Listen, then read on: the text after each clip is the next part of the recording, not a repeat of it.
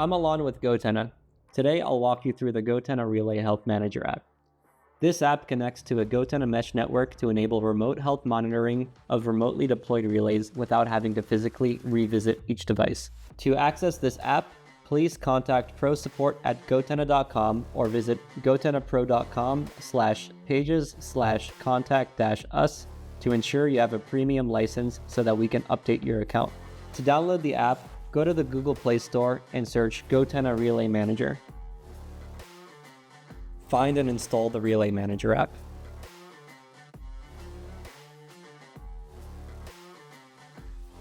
Once you install the app, you need to log in with your portal credentials.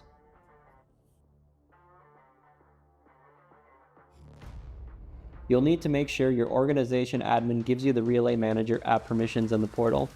You also need to make sure the app gets the correct frequency sets in the portal for the devices you'd like to oversee. Now it's time to connect your goTenna device to the app. Put your goTenna radio into pairing mode and then select it from the list of radios in the app. After selecting the radio, choose the frequency set you wish to use. You'll then be able to manage and view your device details. You can also change your frequency set here. Now navigate to the Network tab and send a Relay Health request. You'll see all responses from the relays on the network populated in the list. Select a relay to view the latest health report from that relay.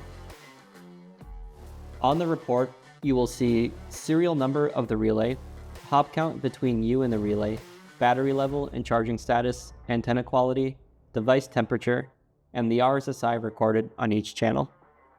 You have the option to nickname the relay and also display how many messages have been sent over the last 72 hours. That concludes all the new features of the Relay Health Manager app. Thank you for watching this tutorial. If you have any questions, please reach out to pro support at gotenna.com or visit our website at gotenna.com.